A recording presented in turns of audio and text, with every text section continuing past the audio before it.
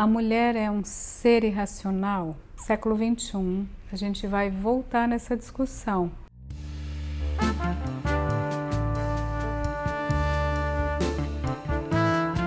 Primeira coisa, aquilo que a gente não entende, aquilo que a gente não sabe, que é um outro, que é uma alteridade, né? Que é o novo, é o outro, é o desconhecido, normalmente a gente vai dizer duas coisas.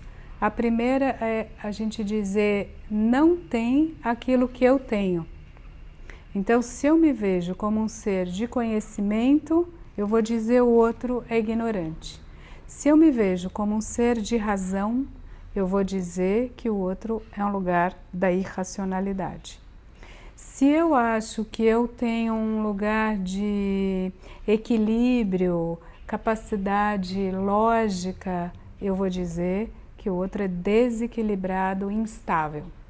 Se eu vou achar que eu tenho direito por tudo isso de governar e que eu teria um pouco mais de capacidade analítica, tal, eu vou dizer o poder político é meu e você está fora disso. Curiosamente, vocês estão já entendendo onde eu quero chegar, todos esses atributos foram historicamente há muito tempo colocados do lado do masculino, que portanto era estável, racional, com as ideias, né, claras, distintas, equilibrado e portanto que tinha o poder político, também econômico, também social e do outro lado a mulher, o feminino.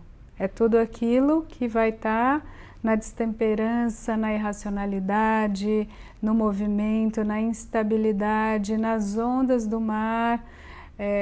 A gente tem muitos documentos, e estou falando de milênios, que vão fazer uma separação de grandes forças no mundo, que a gente, grosso modo, pode, né, de alguma maneira, chamar quase de masculinas e femininas. A gente fez a gente disse isso, e a gente disse mais, a gente disse que era logos e patos, que era a fala, né, logos, logorém, falar, pensar, lógica, pensamento, e patos, paixão, que vai dar origem também a patológico.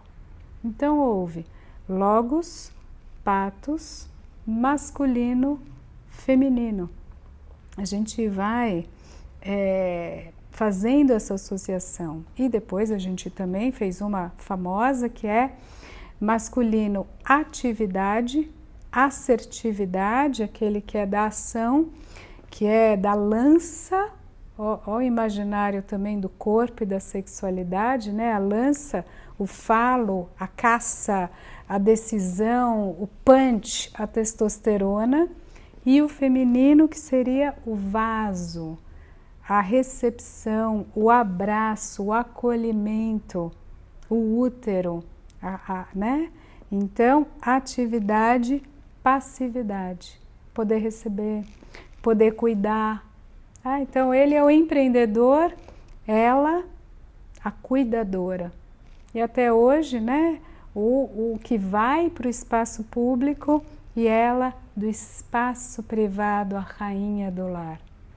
Vocês estão vendo que a gente está falando de dois grandes campos de significação, de campos semânticos, de sentido, e que formam dois imaginários. O que a gente hoje sabe, né, no 21, o que a gente foi entendendo é até as origens disso, as formas de construção desses dois complexos imaginários e, claro, as formas de desconstrução.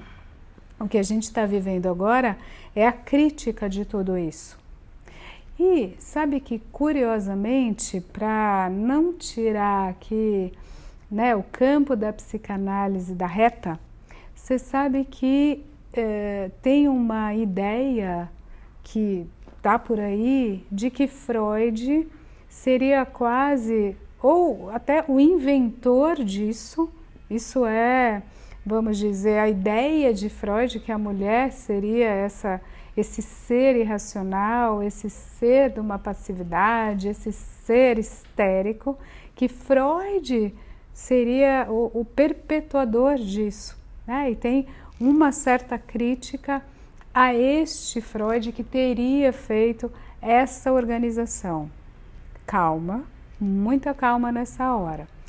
Porque, como eu acabei de dizer, isso está lá, isso é muito antigo, isso é desde a lógica mítica que organiza vários mitos e, sobretudo,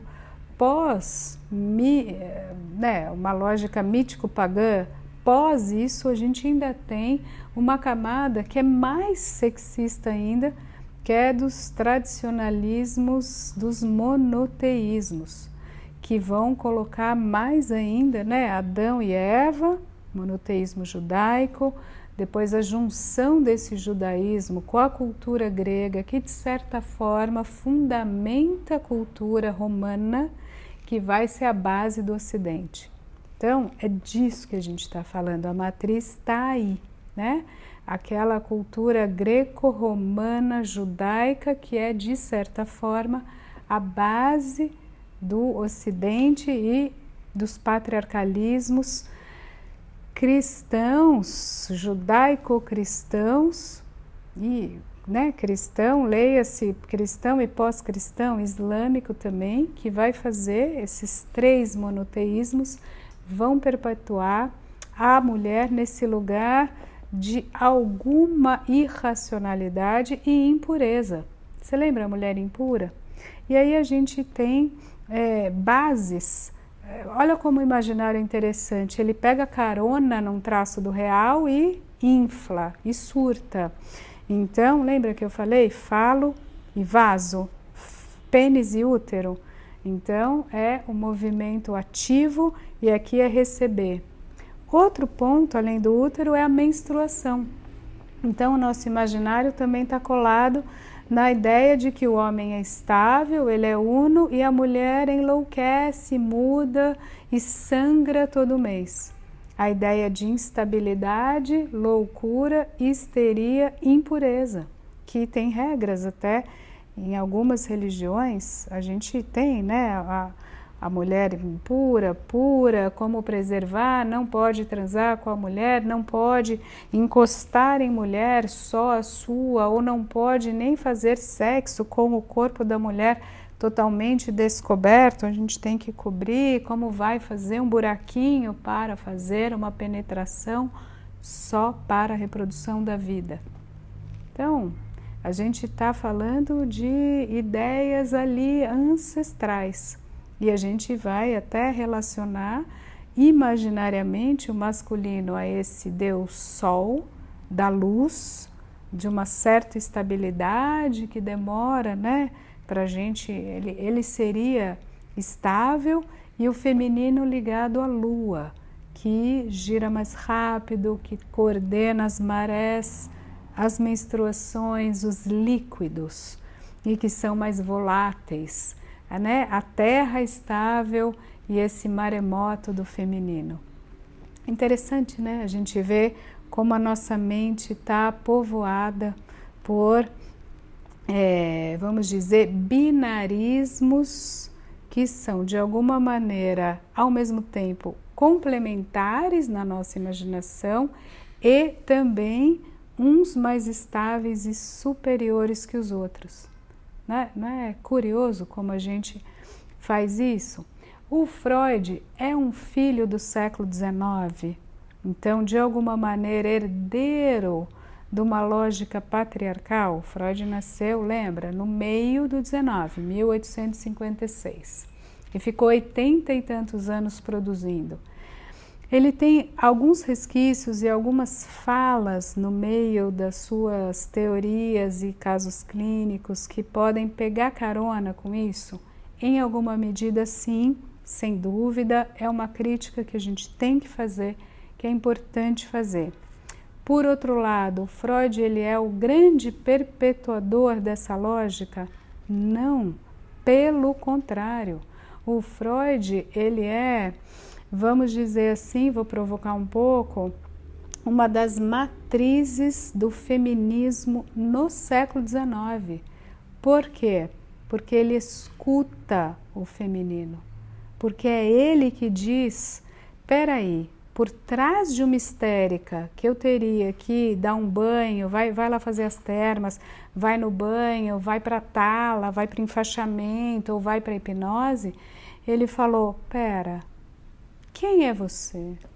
Fala que eu te escuto. Ele deu um lugar de fala e foi escutar essas mulheres e esses homens. E aí inventou o método psicanalítico. Para além da hipnose, para além da sugestão, é aquele que diz o sujeito sabe. O inconsciente que habita esse sujeito fala e tem um saber. E é isso que eu vou escutar. Ele deu a dignidade de sujeito para qualquer um. Por isso que o Freud, ele é, sem saber, sabendo, ele é artífice da transformação de paradigma que, em última instância, vai ser democrática e feminista. Tá? Aí a gente tem uma outra discussão que acompanha essa, que é a seguinte: como é que a gente vai multiplicar isso e compreender que quem é irracional não é a mulher, não é a mulher ou o homem, é a própria subjetividade que se dá conta disso.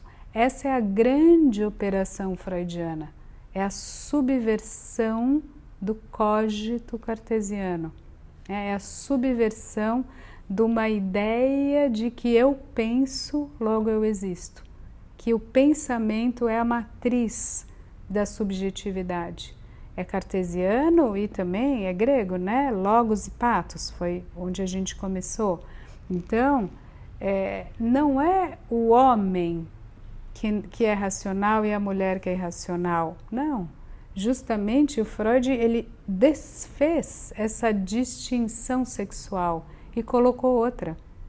Todos nós, independente de raça, cor, sexo, gênero, religião, etnia, ideologia, todos somos consciente e inconsciente, razão e desrazão, porque o inconsciente nos habita.